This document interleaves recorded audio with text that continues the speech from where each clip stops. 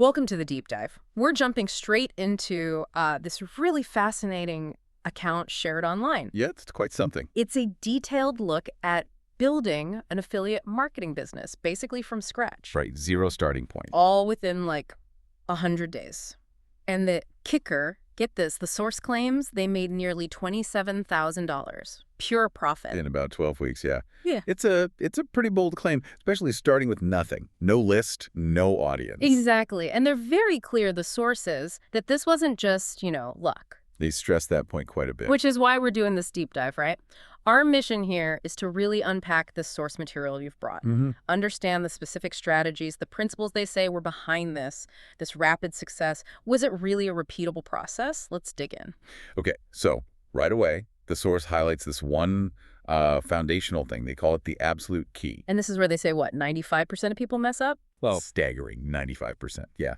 And interestingly, it's got nothing to do with fancy traffic hacks or, the latest tool, at least not initially. Okay. It's just understanding your market deeply. Understanding your market. Okay. They use that analogy, don't they? The stadium one. That's the one. Yeah, picture your whole potential market, like this massive stadium full of people. Right. And they slice it up way at the back, like the biggest chunk, maybe 50%. They call them problem unaware. So these people, they don't even realize they have a problem that you could potentially solve. Exactly. Maybe they're struggling financially, let's say, but they haven't really connected that feeling to, like, oh, there's actually a way to fix this or a specific solution out there. So they're not looking. Why would they be? Precisely. Then, moving a bit closer, you got the next 25%. These folks are problem aware, but don't care enough. Okay, so they know something's wrong. Like maybe they feel stuck or underpaid. Yeah, they feel the pain point, but they're not, actively Googling solutions or really motivated to change things. Not yet, anyway. And the source is pretty blunt about these two groups. The back 75%. Very blunt. It says you just basically ignore them if you're trying to make sales, especially quickly. Which makes sense, I guess. You're trying to sell ice to someone who doesn't know they're thirsty or just doesn't care enough to get a drink. Right. It sounds exhausting. And expensive. Did they try targeting them initially? Oh, yeah. They share this painful example from week one. Spent $500 on really broad ads trying to hit everyone in that stadium. Spray and pray. Yeah. And the return. $57 back. Ouch. So a 90% loss right out of the gate. Yeah. A quick, harsh lesson. The source compared it to trying to sell, like, really complex software features to someone who just needed a basic calculator, just totally missing where the audience is actually at. Okay, so targeting the unaware or the unmotivated. Big mistake. Financial black hole. Absolutely. So the correction was fast and pretty drastic. What did they do? They completely pivoted, shifted all their focus onto the remaining 25%, the ones who are problem aware. And actively looking for solutions. Well, that's the next group, the really key one. That 25% includes the 20% who are actively comparing solutions.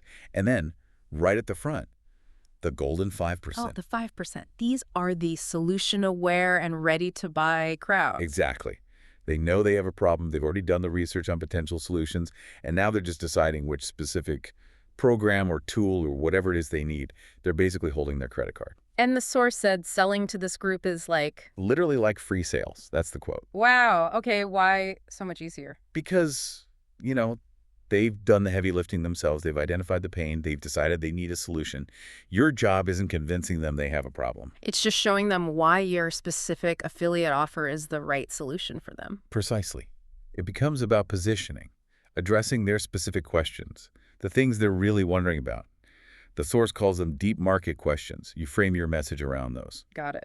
So step one, laser focus on who you're talking to, those high intent segments. But then, okay, how do you actually get their attention? Not just any attention, but the right attention. Right. So now we're talking traffic, but not just any traffic, targeted traffic. Okay. And there's another good analogy here, the protein shake one. Oh, yeah, I remember this. Where would you set up your booth? Exactly. Random food court or right next to the smoothie bar at like a big fitness expo. Fitness expo, hands down. Way fewer people overall, maybe, Really? But literally everyone walking past is potentially interested in fitness, health, protein shakes. Bingo. The food court. Huge foot traffic, sure. But most people are looking for pizza or tacos, not your niche product. The expo has the right audience, even if it's smaller. And the source had numbers on this, right, to back it up. Powerful numbers. So initially, with that broad, unfocused approach, they got something like 50,000 visitors. 50,000. Sounds It huge. sounds great on paper, yeah. But it resulted in almost zero sales, remember, that $47 return. Right. Later, once they switched to being super targeted, they only had about 12,000 visitors. Okay, significantly fewer. But those 12,000 targeted visitors, they generated 122 sales. Whoa. Okay, do the math. Way less traffic, but A 17x improvement in the conversion rate. 17 times. that's incredible. So it wasn't about volume at all. Not even close. It was about quality. The core idea here, they say, is you have to actively disqualify the wrong traffic. Be okay with fewer visitors if they're the right ones. Disqualify the wrong people.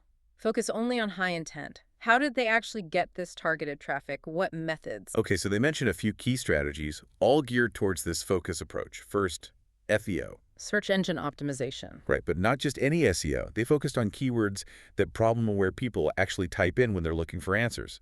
Not broad stuff. It's a little less like how to make money online. Yeah, way too broad. More like best side hustle for stay-at-home moms, or compare online course platforms, much more specific, showing intent. Makes sense. What else? Targeted Google ads. Again, not just blasting ads everywhere. Targeting based on. Based on clear buying signals. People searching for specific competitor names, or people engaging with content directly related to solving the problem your affiliate product addresses. And getting that specific, how did it impact their ad costs? Must have gone down. Plummeted. The source reports their cost per lead dropping dramatically. They were seeing costs anywhere from like $12 up to $47 per lead with the broad approach. Yeah. With targeted ads, it dropped to around $3.82 per lead. Wow.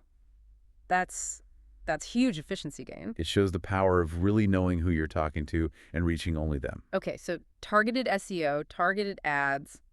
What was the third method? Email. Email marketing, yeah, but with a twist. They weren't just like building a cold list from scratch necessarily. How so? They found ways to tap into existing audiences that were already known to be problem aware, maybe through collaborations or targeted list rentals or finding relevant communities. So they were reaching people already warmed up to the topic. Exactly, which explains why their email open rates were so high. They reported getting 45% to 60% open rates. Which is way above the typical, 15-20% for a cold list? Miles above. Because the audience was already primed and interested. Okay, this is making a lot of sense. You know who to target the aware segments. You know how to get their specific attention-targeted traffic.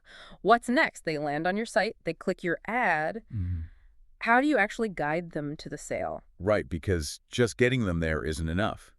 And this is apparently another huge pitfall. The source claims like 90% of affiliates make this mistake. Which is? Sending that traffic, even if it's somewhat targeted, straight to the affiliate offer page. Just a raw link.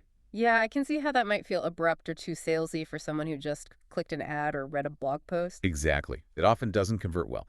So the solution they implemented, the one that worked for them, was using a series of they call micro-commitments. Micro-commitments. Yeah, basically guiding people down a path, a value ladder, or a simple funnel. It builds trust and sort of naturally leads them towards the offer rather than just hitting them over the head with it. Okay, walk us through the funnel example they describe. How did it work? Sure. So at the very top, instead of an immediate sales pitch, they offered a problem-specific lead magnet. Like a free guide or checklist or something? Exactly. But crucially, it wasn't generic. It was designed to solve one very specific small problem that their target audience, those aware people, were already trying to figure out. And that lead magnet performed well. Insanely well. They reported a 64% conversion rate on the page offering it. 64% of targeted visitors gave their email for it. 64%. That's huge. That really shows they nailed the audience's immediate pain point with that freebie. Absolutely. Right. So, okay, someone opts in, now what? They get the free thing. Right. And then they enter what the source calls a value ascension sequence, mostly delivered via email over a few days. Okay, not just one email pitching the product then. Definitely not. It was a sequence. Day one, deliver the lead magnet, fulfill the promise immediately, build that initial trust. Makes sense. Day two, share a case study, social proof.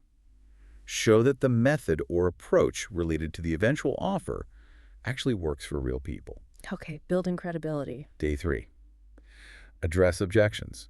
They use something called the two-up method, basically anticipating and tackling the reasons someone might hesitate or say no later on. Smart. Getting ahead of the doubts. And then only on day four, after building value and trust, Then they introduced the main affiliate offer And how did they position it? as the logical next step. Yeah. The ultimate solution to the bigger problem that the lead magnet only started to address.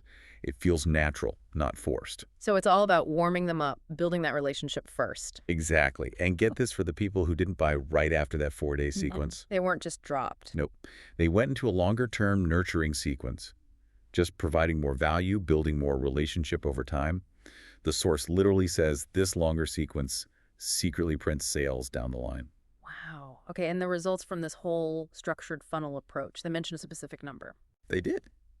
For this specific automated sequence, they reported generating $12,475 in affiliate commissions in 1 month. Nearly $12,500 Yeah. from one automated funnel in Yeah. 1 month. That's strategy, Yeah, not luck. Very deliberate. clearly. And this ties into the longer term view they presented, right? Looking beyond just those immediate funnel sales. Absolutely. The source makes a really important distinction between just chasing quick wins with direct links. Which might work sometimes. Maybe, but it's not sustainable. They contrast that with building an actual long-term asset, And that asset is, the email list. right, the thing that continuously prints money, as they put it. That's the phrase. Because unlike a one-off click, that list is yours. You can build a relationship with those people. And you can see that playing out in the numbers they shared over the 100 days, can't you? Totally. Month 1, yeah, they focused on getting those initial sales, maybe more direct linking or immediate funnel results, brought in about $2,300. But by month 2, the email marketing efforts specifically added another, like $589 on top of everything else. And month 3. Month 3, that email contribution jumped to $1,450, plus they started seeing repeat sales from people already on the list. That's the compounding effect. Yeah, the list grows, the relationship gets stronger, people trust your recommendations more. Exactly. Your conversion rates improve over time because you're not talking to cold leads anymore. You're talking to people who hopefully know, like, and trust you. And they emphasized tracking things too, didn't they, to keep improving? Oh, yeah. Absolutely critical. Tracking metrics like the value per subscriber on your list, offer conversion rates, obviously. How engaging is your content? Which emails get opened? Using data to refine everything. Right. It's all about understanding what resonates with your specific audience and doubling down on that. It comes back to that core idea from the source. It's not just tactics. It's about providing genuine value and building real trust. That's the sustainable path.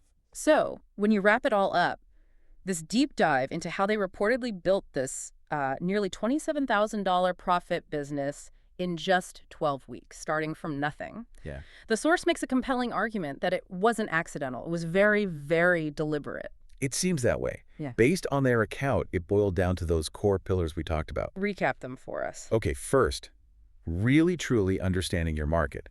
And crucially, focusing only on those high-intent segments, the problem-aware and solution-aware folks. Ignoring the rest, basically. For sales, yeah. Second, getting the right kind of attention, using targeted traffic methods, actively disqualifying the wrong audience. Quality over quantity. Third, guiding those prospects carefully, using a value ladder or funnel, micro commitments, building trust before you pitch. Not just slamming them with an offer. Right. And fourth, the big one for the long term, building that email list. Yeah. Creating an asset that compounds over time. It's fascinating because these principles, they feel like they apply way beyond just affiliate marketing, don't they? Absolutely. That focus on deeply understanding who you're trying to reach and then concentrating your efforts only on those most likely to engage or benefit Yeah. really makes you think, doesn't it? Yeah. How could applying that kind of focused approach, understanding the stadium segments in any context, change how you tackle, well, pretty much any goal or project you're working on? Whether it's business or learning something new or even a creative project. Yeah. Where are you spending your energy? Are you trying to convince the uninterested back rows, or are you connecting with the engaged front rows? Definitely something to mull over. Thanks for joining us for this deep dive into the source material today.